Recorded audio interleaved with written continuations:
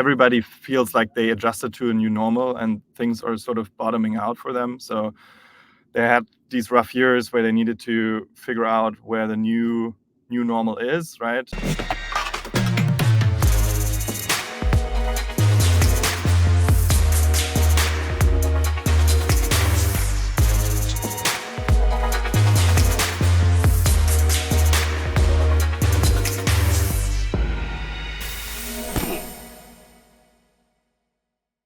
Did you know that 91% of phishing attacks are conducted via email? Freight brokers are particularly at risk as email is the primary, really only option to collect carrier invoices, until now. ePay Manager powered by OTR Solutions is a back office, automation, and carrier payments platform that revolutionizes brokerage back offices with their proactive invoicing workflow, a centralized portal that gets you out of your email. The key to ePay's invoicing workflow is that the invoice is proactively triggered by the broker's TMS and is only created once the carrier reviews the details, which catches invoice disputes early on. This means that you can increase your invoice processing by up to 300 to 500% and reduce billing inaccuracies by 99%. Learn more about ePay by visiting epaymanager.com or text ePayFC to 80483 to see what they can do for your brokerage. This podcast is also brought to you by Highway, the carrier identity platform that's revolutionizing how freight brokers fight fraud.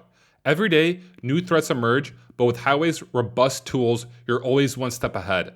Last month alone, Highway stopped over 54,000 fraud attempts, solidifying its role as a trusted partner to over 600 3PLs. Highway stands as your shield against the threat of stolen identities, double brokering, data breaches, and more, ensuring that your operations are secure and your transactions are safe. So, if you want to focus on what you do best and leave the worries of fraud behind, it's time to partner with Highway. Visit highway.com now to book a demo. Highway. It all starts with carrier identity. Find shippers fast with shipperscrm.com. ShipperCRM is a freight carrier product, and it is the first U.S. shipper database and freight CRM. Stop wasting time searching for shippers. ShipperCRM is the fastest way to find the shippers you should be working with. This purpose-built sales platform offers 4 key features: U.S. shipper database, access 51,000 research shippers, Magic Map, a revolutionary search engine that helps you quickly find your ideal shippers, Magic Contacts, logistics contacts that automatically update themselves, Relationship Manager plus integrations. Seamlessly manage shipper relationships with built-in CRM tools and integrations. Supercharge your sales process with Shipper CRM. Learn more by going to shipperscrm.com. Struggling to find and retain qualified staff while keeping costs in check? In today's competitive logistics landscape, this challenge can make or break your bottom line. Ameripol offers a solution that helps reduce staffing costs by over 50% without sacrificing quality. Born out of logistics, they understand transportation industry demands. They provide talented EU-based professionals who seamlessly integrate with your team, allowing you to scale operations efficiently. Don't let staffing challenges hinder growth. Optimize your workforce and boost profitability with Ameripol. Visit transport.ameripolstaffing.com to discover how Ameripol can help your business operate more efficiently. Thilo, the co-founder at Levity.ai. Thilo just came back from America, or I guess you were there for 5 weeks. You did some traveling across the US. You visited a lot of brokerages. And I wanted to take the time today on this episode to talk to you, Thilo, about your experience in the US, about your time there, some takeaways, and then about your latest product, Control Tower. And I guess, first of all, thanks for coming on the show. Welcome back. And can you just give us a quick introduction to our audience of who you are and what you do? Sure, yeah. Thank you for having me. Like you said, I'm one of the 2 co-founders of Levity.ai. We help mainly brokerages, in some cases also carriers, with their incoming emails, mainly in the space of automation. So if you have a lot of repetitive emails from shippers that you need to take action on, like incoming quote requests, track and trace requests, and so on and so forth, that is the thing that we help with and where we make our customers more efficient. Awesome. And we did have a longer discussion. I visited you in Berlin back in March. So if anyone's interested in learning more about Levity and Thilo, definitely recommend listening to that episode. And you just came back, Thilo. You spent 5 weeks in the US. You visited a lot of cities, a lot of brokerages. And I want you to kind of walk us through that experience of, being there. You went through various parts of the United States. If you could tell us, where were you exactly the trip, if you could outline it for us, and which companies did you have the opportunity to visit? Yeah, sure. I mean, it was a lot, right? A lot can happen within 5 weeks. From a general structure, how we did it was spending the first week in Chicago, because that's where most of the business is going on, right? And then we drove through, the Midwest, through, all of the states there, where through the major cities to visit rather larger brokerages, sometimes also a little bit smaller, mid-sized ones, in their offices. And then after those 3 weeks, we went to San Francisco for another week to catch some of that California weather, and then I flew back last Friday. So that was the general structure. We also thought about, what's the best way to go about this, and the way we approached it was by basically looking at the list of brokerages that are out there, put them on a map, and see where the hotspots are. And then we came up with a list of about 12 cities and some smaller ones in between. So we started in Chicago, and then we wanted to go to Detroit.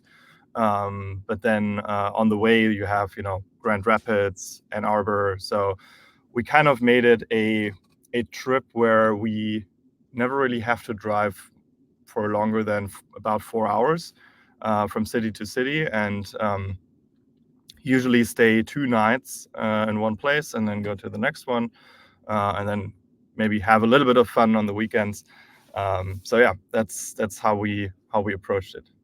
Hey there, amazing listeners. If you're enjoying what you're hearing on our podcast, we need your support. It will only take a moment, but it would mean the world to us. Please make sure to hit the like button on this video, subscribe to our channel, and don't forget to share with one of your friends that would enjoy our content.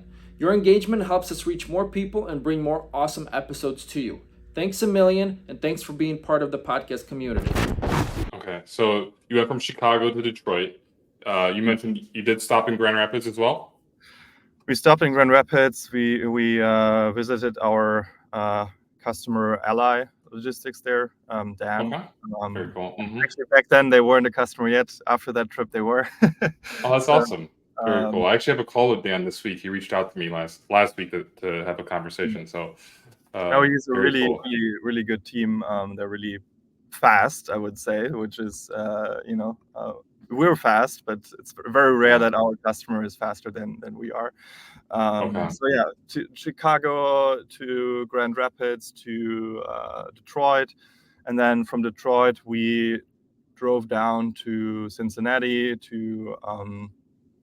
and from Cincinnati we actually had the McLeod conference coming up in Charlotte. So what we did was going from Cincinnati to Asheville to spend the weekend there, which was actually a couple days before Asheville was hit by Helene, which crazy coincidence, but we just saw it, and then a few days later we would have been stuck there.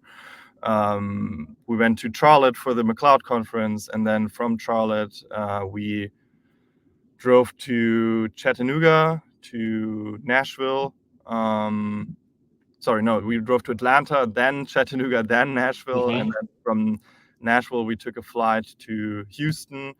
We took a flight to Boulder, then we took a flight to Houston, and then we drove again from Houston to Dallas, and then we flew from Dallas to San Francisco. So that was the overall trip, and I think I calculated it. I think we definitely went over 2,000 miles in the car, maybe even 2,500 if you put it all together. But yeah, it was a lot of driving, and my co-founder did most of that. So I was more of the passenger there, taking calls, doing the navigation, and being the DJ. Sure. So this was a freight broker road trip, essentially.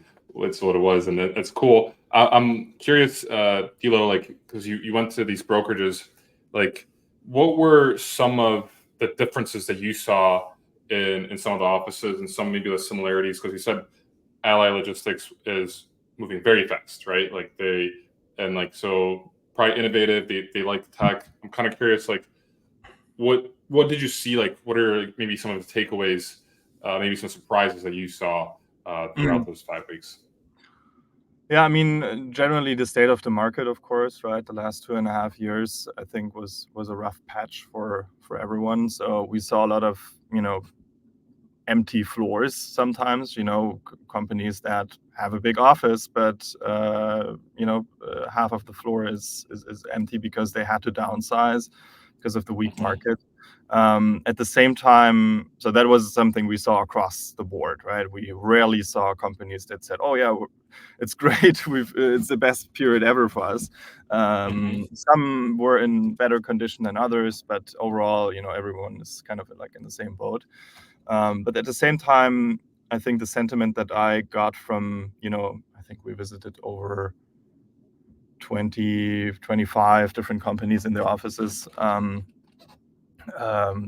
was that everybody feels like they adjusted to a new normal and things are sort of bottoming out for them. So they had these rough years where they needed to figure out where the new normal is, right? And things were bad, but now they're in a more stable state again, and they can make decisions about the future, set themselves up for success once the market picks up again. And I think that was a sentiment I sensed a lot there. And I mean, there are differences from, if you talk to really large, like top 20 brokerages versus maybe a 50 million a year revenue shop.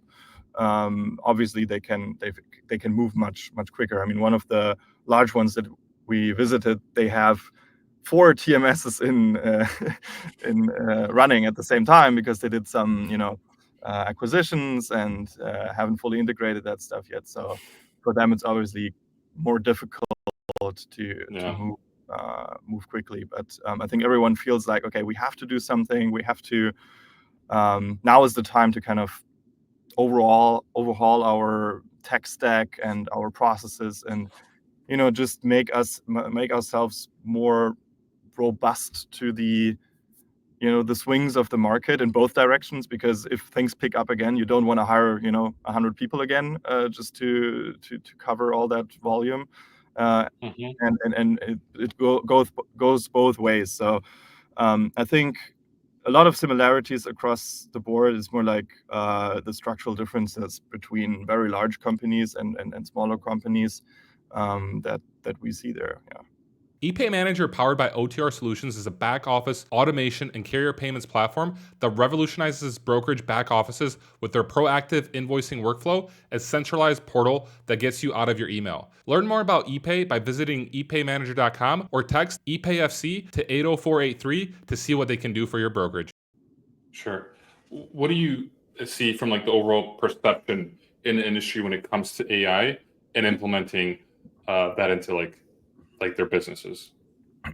I think people are very realistic about what's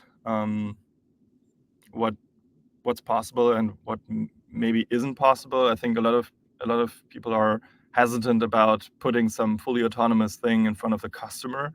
If we're talking about email, right? And we're in quoting, for example, right? You don't want to have something that just does everything for you and you don't have any human oversight, and it's communicating with your customer, because there could be anything that kind of is not within what you expect it to be.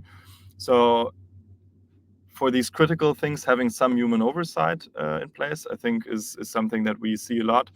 On the other hand, if it's something that's more or less critical, or not customer facing, more in the back office, and it's more like very repetitive and not much can go wrong, then people also want to run it fully autonomously, because they say, okay, if I still have to look at that stuff, it's only really an incremental improvement from the current state of things. So I think the understanding, if I compare this to maybe a year ago when I talked to people, a lot of organizations have deepened their understanding, and they know much better what they want to do. But one thing that we also realized, and this is also why we're building this new product that we recently announced, is a lot of people still don't have any idea what's actually going on in phone calls, but also email, right? Because they might sense that something's wrong, or they might know, yeah, our team is spending a lot of time on these kinds of tasks, but they don't really know, right? They would have to read every single email or listen to every single call in order to confirm that. So for them, it's a little bit of a question, where do I start, right? Because I could do this in automation, or I could do this other thing in automation, but how do I prioritize if I don't know, how much time people are actually spending on these kinds of things? Okay. Well, like from your experience and from your takeaways, what is the easiest, like, I guess, part of the brokerage to currently automate? Especially, like, let's just say a brokerage doesn't use any tools right now, but they're curious and they're interested. What would be a way for them to like potentially start? Yeah. So I mean, you always need to look at it from a complexity or effort standpoint, and then how often does the thing happen, and then how long does it take a human? Ideally, you'll find something that's very common, takes a human a couple minutes to do, and it's easy to automate. Oftentimes, the time it takes a human versus how complex it is correlated, though. So it's you need to do this exercise of running through all of the different things that people are doing, and we did that many times. So when we visited those brokerages, we spent an hour to 2 hours with them, really workshop style, going through their processes and looking into their TMS, looking into their emails, and walking the floor and seeing what people are doing, right? And I think often the lowest hanging fruits are really simple things like, oh, we have that process where someone is asking us for a POD, and the only thing that the human is doing is going into the TMS and fetching the POD if it's there, or asking someone else for the POD. So it's a very straight line thing, hey, give me the POD. Okay, let's get it. Okay, let's answer, right? So it's a very simple process where not much can go wrong. And at the same time, it's very common.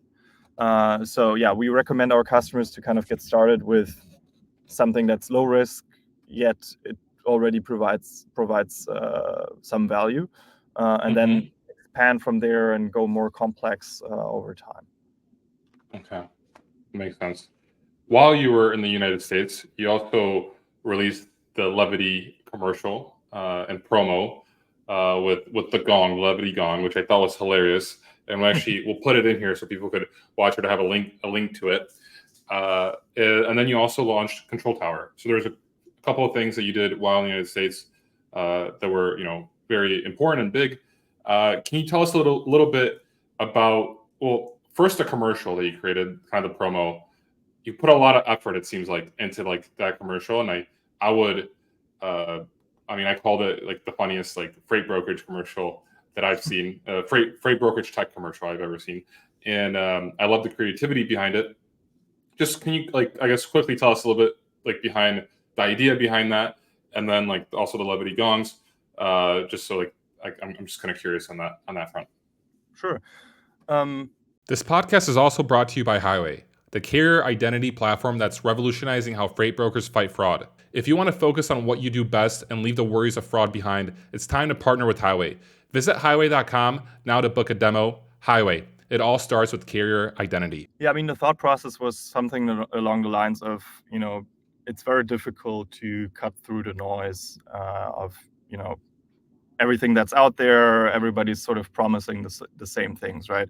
Save time, automate stuff. Yeah. It can mean so many things, and it's difficult to get your message out there and grab people's attention if you're just saying things everyone else is saying, and you're using the same ways of saying them and communicating in the same ways in terms of channels. So when there's a conference, people are very much into hey, I want to talk to vendors, I want to learn more, but in their day-to-day, that's different. So we kind of paired this Gong campaign with the trip as well. So a lot of the companies that we visited also got a Gong from us. And it was, the thought process was, okay, what can we do? We came to gifting campaigns, but then a lot of the gifting campaigns are very boring as well, right? Like just generic swag, like mugs or socks or whatever you can send. Or Yeti mugs. Yeah. Forgot. No. Actually, the Yetis are very, very useful. So I really like that. I drink out of this all the time. I mean, they're nice mugs, right? So I'm not saying that you shouldn't do it. We also have that kind of swag.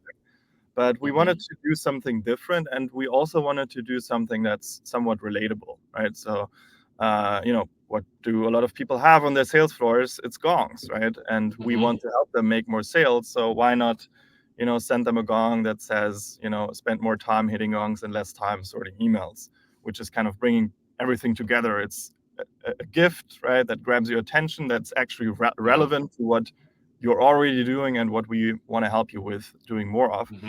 And then the whole process was very, very lengthy. So we found a vendor, and it took us 3 months to get from the idea to the gongs actually being produced and shipped. And then we had to, do all of the other things like a handwritten card and, the packaging and all that.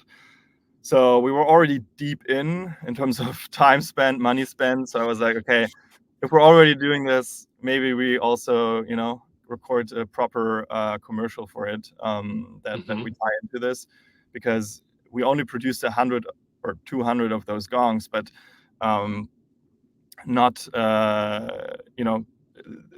it will only reach that many people if you just send out the gongs, versus if you make a campaign out of it and you tell people about it, then you reach way more people. So that was the thinking behind that. So we got a film crew into our offices, wrote a little script that makes sense also in that context, and then came out with that.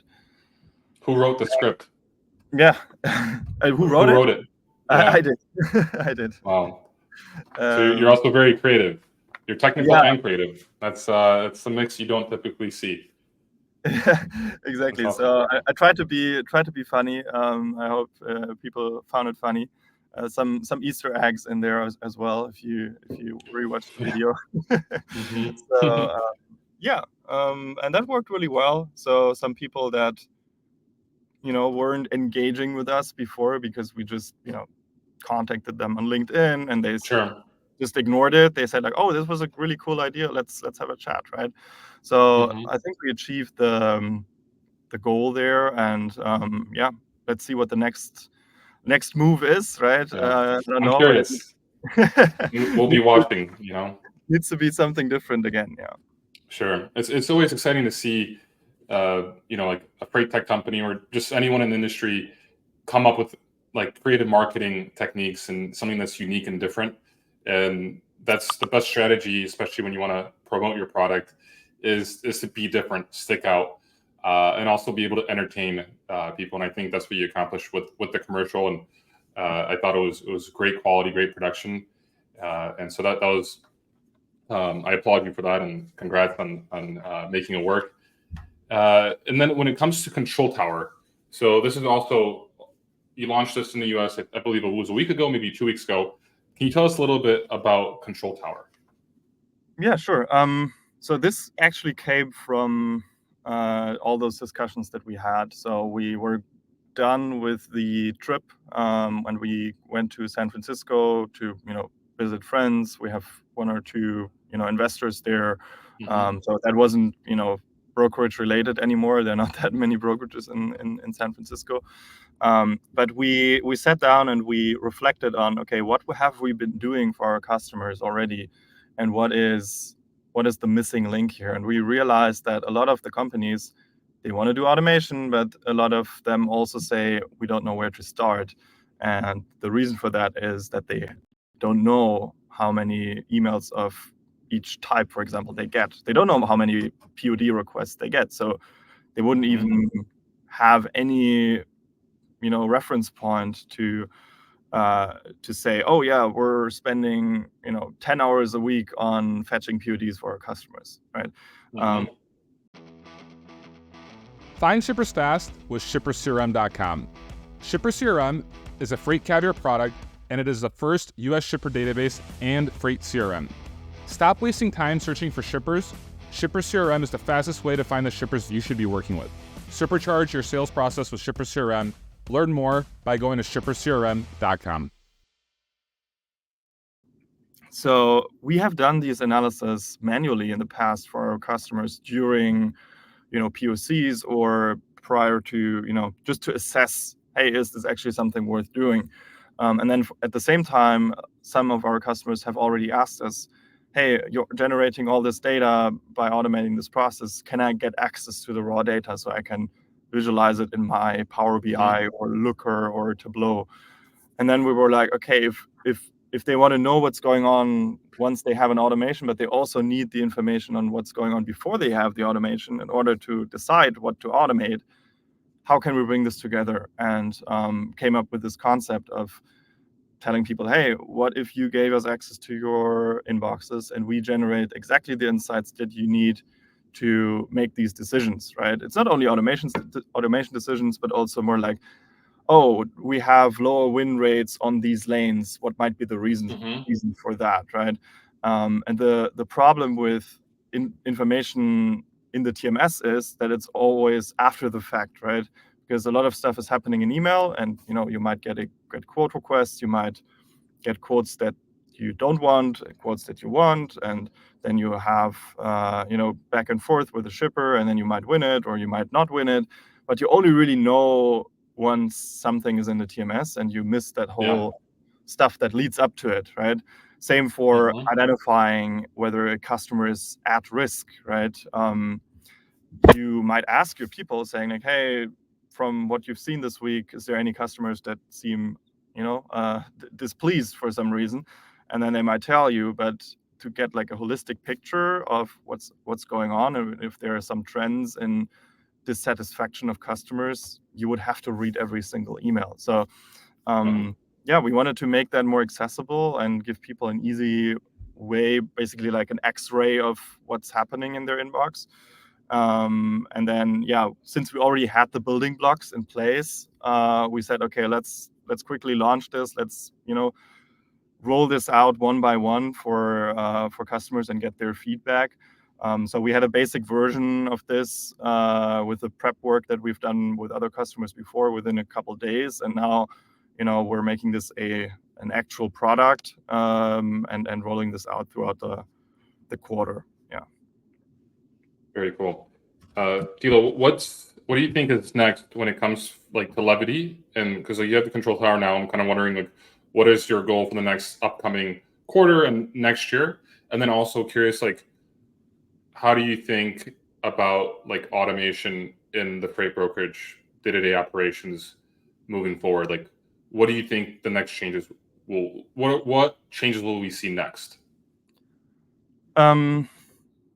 Well, it's a good question. I mean, there's a lot of things that we're evaluating right now. It's kind of like a next step. I think the control tower piece, you can go very deep. So we have a basic version of this right now, but the deeper you go, the deeper the insights that you have, the better. And then you can also start making recommendations, right? Because if you see, let's say, 6 months backwards looking, everything about lanes, equipment types that were used, whether you won the shipments or not, you can tap into green screens data and look at, okay, what was the market rate back then? How did you quote these things out? And really get a holistic, deep insight on your business in email, right? Then I think this will also make it possible for us to not only provide the data, but then also provide recommendations for customers saying, hey, seems like you have a blind spot here. Either it's something that we can help with, or you can do something about it by doing A, B, and C. I think this will make a big difference. So we want to lean heavily into that. On the automation side, I mean, there's also a lot of, a lot of things going on where I think for us, it's mainly about deeper integrations across the stack. So, we can always integrate with, anything that has an API. But then, we have partnerships with companies like Green Screens or Front on the email side, right? And some TMSs. But the deeper you go and the deeper the integrations that you build, the more valuable this becomes, and the more opportunity there is to say, okay, I also want to automate this piece and that piece. And, so I think the integrations and tech partnerships side of things is becoming more and more important for us, and we just want to increase our overall footprint there in the whole freight tech stack. Okay, got it. Very cool. Ameripol offers a solution that helps reduce staffing costs by over 50% without sacrificing quality. Visit transport.ameripolstaffing.com to discover how Ameripol can help your business operate more efficiently. Exciting. Good stuff, Thilo. I appreciate you sharing us with that, and I look forward to the new, I guess, marketing ideas they're going to come up with, and as well as seeing Levity, I guess, evolve. And it's exciting. It's cool to see, and thank you for sharing all that. Before we finish, I'm curious, do you have anything you'd want to tell our audience, or anything you'd want to finish off with?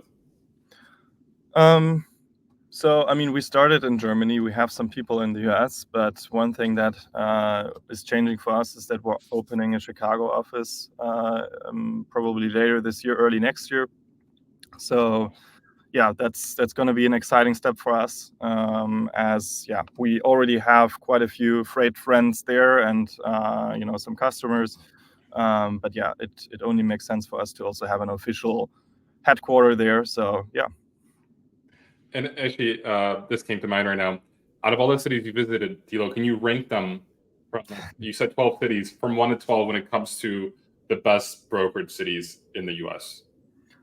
Oh, I mean, you can you can look at it from different perspectives. But one thing that definitely surprised me positively was Cincinnati. I really like the city. Home of TQL.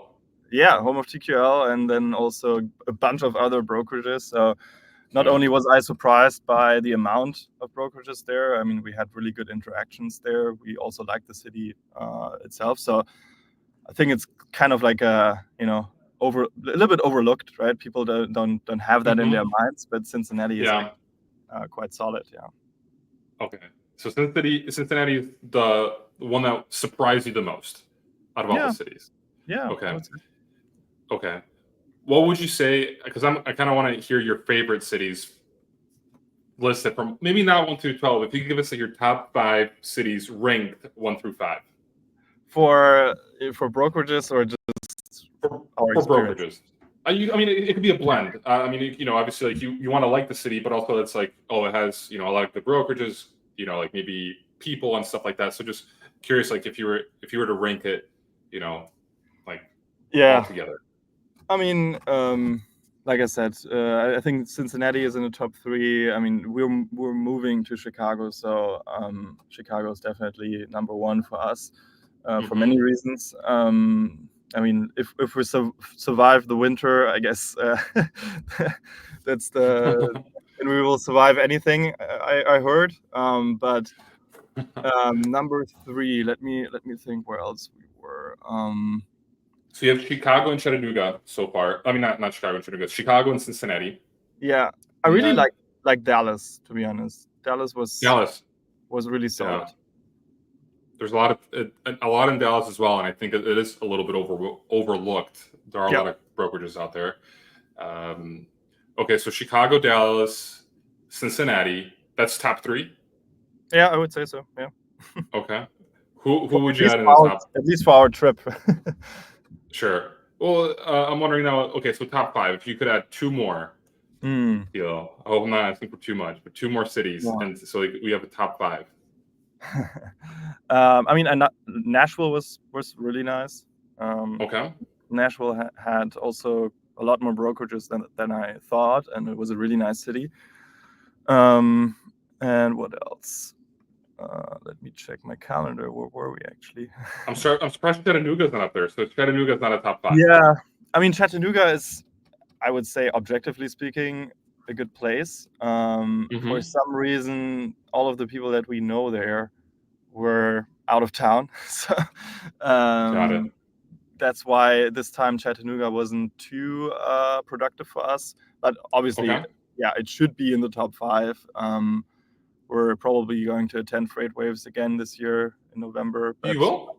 You're going back? I don't know if I will be there personally. Maybe it's like a 50% chance, but someone from the team will be there.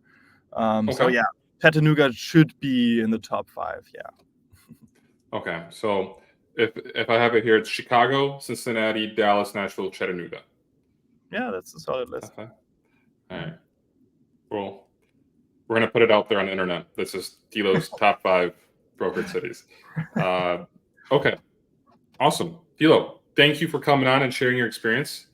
I thought it was very interesting, and happy to hear about your promo video that went well with Levity, and we'll link it here in the comments so people can watch it. And then also we'll share the Control Tower press release so people can learn more. But yeah, thank you so much, Thilo. It's been a pleasure as always, and wishing you a wonderful day. Thank you for having me.